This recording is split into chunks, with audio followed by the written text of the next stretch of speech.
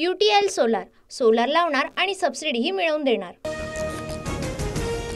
मुख्यमंत्री एकनाथ शिंदे यांचा राजीनामा, काळजीवाहू मुख्यमंत्री म्हणून पाहणार राज्याचा कारभार, नवं सरकार स्थापन करण्याच्या हालचालींना वेग। मुख्यमंत्री पदासाठी फडणवीसांच्या नावावर दिल्लीमध्ये शिक्कामोर्तब, मुख्यमंत्र्यांसोबत 20 आमदार मंत्रिपदाची शपथ घेणार, सूत्रांची माहिती। फडणवीस मुख्यमंत्री होणार, भाजप हायकमांडकडून शिंदेना संदेश, मुख्यमंत्री पदासाठी शिंदेही आग्रही, मात्र भाजप मुख्यमंत्रीपद देण्यास तयार नाही, रामदास आठवले यांचा दावा।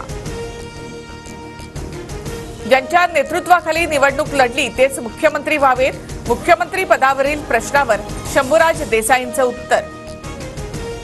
आम्ही एकनाथ शिंदेना किंवा एकनाथ शिंदेनी आम्हाला कोणताही शब्द दिला नव्हता, मुख्यमंत्री पदाबाबत भाजप नेते रावसाहेब दानवेंची प्रतिक्रिया। कागदपत्रांवर डोळे बंद करून सही करणारा मुख्यमंत्री मोदींना हवा आहे, काँग्रेस नेते नाना पटोले यांची खोचक टीका।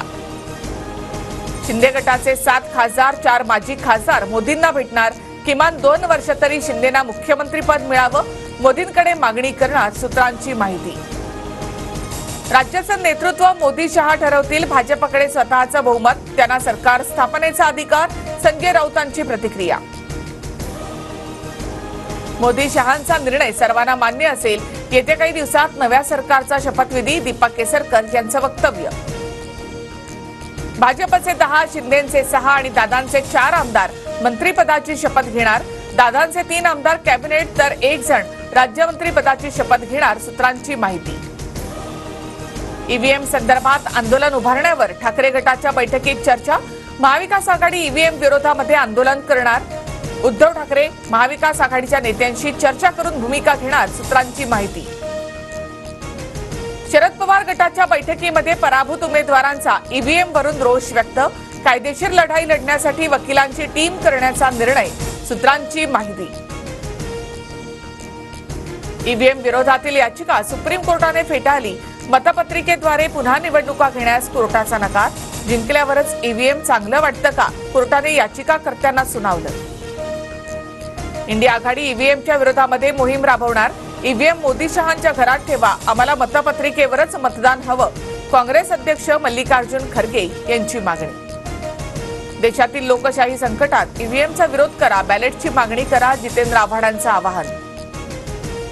शरद पवार नावाचा अध्याय महाराष्ट्राच्या राजकारणातून संपला, पवारांना आता सेवानिवृत्ती घेण्याची गरज, भाजप आमदार गोपीचंद पडळकर यांची टीका।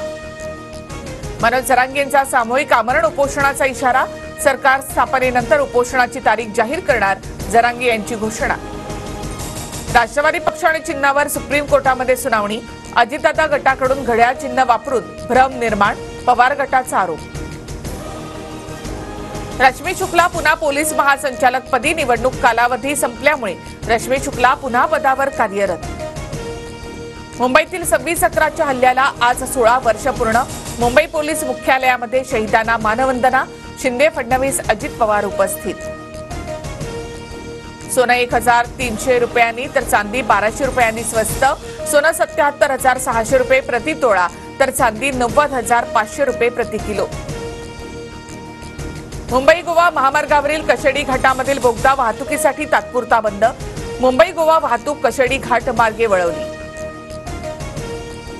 माडाच्या कोकण मंडळाची सोडत लांबणीवर, अर्ज विक्री स्वीकृतीला प्रतिसाद न मिळाल्यामुळे मुदतवाढ देण्याची नामुष्की।